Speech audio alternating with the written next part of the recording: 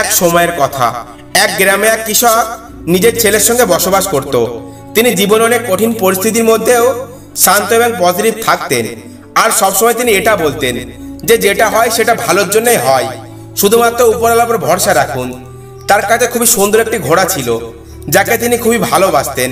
তিনি ওই ঘোড়াকে নিজের পরিবারের একজন সদস্য মানতেন। একদিন ওই ঘোড়া জঙ্গলের মধ্যে কোথাও হারিয়ে যায়। এরপর ওই কৃষক সমস্ত জায়গায় ওই ঘোড়াটিকে খুঁজতে থাকে, কিন্তু তিনি কোথাও তার ওই প্রিয় ঘোড়াটিকে খুঁজে পান না। তখন ওই কৃষক ভাবে যে হয়তো আমার ঘোড়াটিকে জঙ্গলের মধ্যে কোনো হিংস্র জীবজন্তু খেয়ে ফেলেছে। এরপর সমস্ত গ্রামবাসীরা একত্রিত হয়ে ওই কৃষকের কাছে যায় এবং সবাই দুঃখ প্রকাশ করে।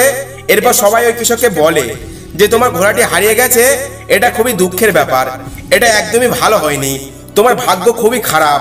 তখন ওই কৃষক বলে যে আমার ঘোড়াটি হারিয়ে গেছে এটা ঠিকই, কিন্তু যেটা হয় সেটা ভালোর জন্যই হয়, আমার উপরওয়ালার উপর সম্পূর্ণ বিশ্বাস আছে। গ্রামবাসীরা ওই কৃষকের কথা বুঝতে পারে না, আর তারা সবাই নিজের বাড়ি ফিরে যায়। কয়েক মাস কেটে যাওয়ার পর ওই ঘোড়াটি আবার নিজে থেকে ওই কৃষকের কাছে ফিরে আসে, আর সে নিজের সঙ্গে নিজের মতো আরো কয়েকটি ঘোড়াকে সঙ্গে নিয়ে আসে।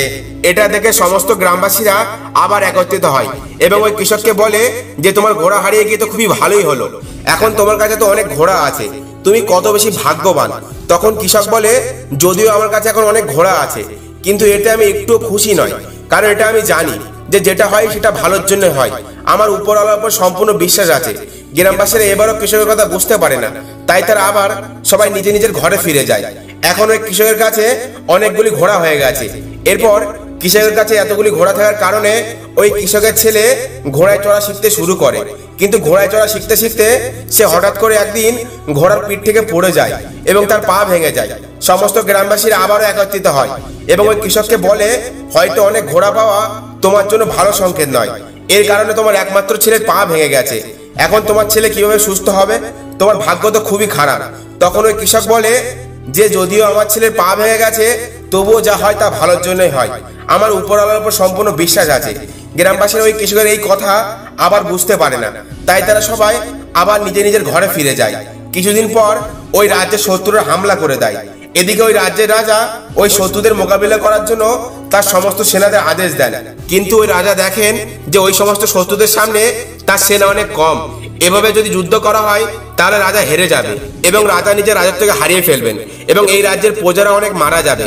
এই জন্য তিনি রাজ্যের সমস্ত যুবকদের নিজের সেনা দলে নিয়োগ করার আদেশ দেন, কিন্তু ওই কৃষকের ছেলে বেঁচে যায় কারণ সে আহত ছিল। ধীরে ধীরে এই রাজ্যের সমস্ত যুবকেরা রাজার সেনা হিসেবে নিযুক্ত হয়ে রাজ্যের সীমা যুদ্ধের জন্য প্রস্তুত হয়ে যায়। এরপর ওই সমস্ত গ্রামবাসীরা আবার একত্রিত হয় এবং কৃষককে বলে তোমার ছেলের পা ভেঙে গেছে, সেই কারণে তোমার ছেলে যুদ্ধে যাওয়া থেকে বেঁচে গেছে, তুমি খুবই ভাগ্যবান, কিন্তু আমরা সবাই খুবই দুঃখী কারণ আমাদের বাচ্চাদের যুদ্ধে যেতে হয়েছে, আর এখন আমরা এটাও জানি না যে তারা আদৌ ফিরে আসবে কিনা। এরপর ওই গ্রামবাসীরা আরো বলেন যে আমরা আপনাকে জীবনে অনেক কঠিন পরিস্থিতির মধ্যেও শান্ত এবং পজিটিভ থাকতে দেখেছি, আপনি এমনটা কিভাবে বজায় রাখেন। এটা শুনে কৃষক বলে সবসময় শান্ত এবং পজিটিভ হয়ে থাকার জন্য দুটি জিনিসের উপর জ্ঞান থাকা খুবই জরুরি। প্রথম, লোকেদের কথার উপর খুব বেশি ধ্যান দেবে না, কারণ লোকেদের কথা ধ্যান দেওয়ার অর্থ হলো নিজের খুশি নিয়ন্ত্রণ অন্যের হাতে তুলে দেওয়া। যদি লোকেরা আপনার প্রশংসা করে তাহলে আপনি খুশি হয়ে উঠবেন, আর যদি বদনাম করে তাহলে আপনার রাগ হবে। যদি আপনি লোকেদের কথার উপর ধ্যান দেন তাহলে আপনার মস্তিষ্ক অশান্ত হয়ে যাবে, আর আপনি নিজের জীবনের জরুরি কাজকর্মে ধ্যান দিতে পারবেন না। তাই আপনি সবসময় নিজের কাজকে নিজের পরিকল্পনা অনুযায়ী করে চলুন। কখনো কোনো ব্যক্তির উল্টোপাল্টা কথা শুনে নিজের রাস্তায় এগিয়ে যেতে যেতে থেমে যাবেন না, তাতে লোকেরা আপনার ব্যাপারে ভালো বলুক কিংবা মন্দ, আপনি শুধু শুনে নেবেন, কোনো প্রতিক্রিয়া দেবেন না। আর দ্বিতীয় কথা হলো কখনো কোনো ঘটনাকে ভালো কিংবা খারাপ বলা উচিত নয়, কারণ যেভাবে কোনো পুস্তকে শুধুমাত্র একটি বাক্য পড়েই এটা বলা যায় না যে ওই সম্পূর্ণ পুস্তক ভালো নাকি খারাপ, এভাবেই জীবনে কোনো একটি ঘটনাকে দেখে এটা বলা যায় না যে সম্পূর্ণ জীবনের জন্য ওই ঘটনাটি ভালো নাকি খারাপ, কারণ আজকের ভালো লাগা ঘটনা আগামী দিনে খারাপ হিসেবে প্রমাণিত হতে পারে, আর আজকের খারাপ লাগা ঘটনা আগামী দিনে ভালো প্রমাণিত হতে পারে। যেমনটা আমরা এই কাহিনীর মধ্যে দেখলাম।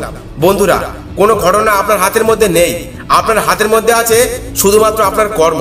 তাই নিজের কর্ম এবং বিচারকে ভালো রাখুন, আর যে কোনো ঘটনাকে নিয়তির উপর ছেড়ে দিন, কারণ যা হয় তা ভালোর জন্যই হয়, শুধুমাত্র উপরওয়ালার উপর বিশ্বাস রাখুন।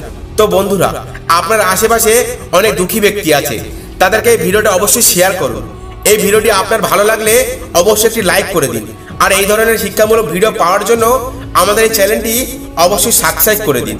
ধন্যবাদ।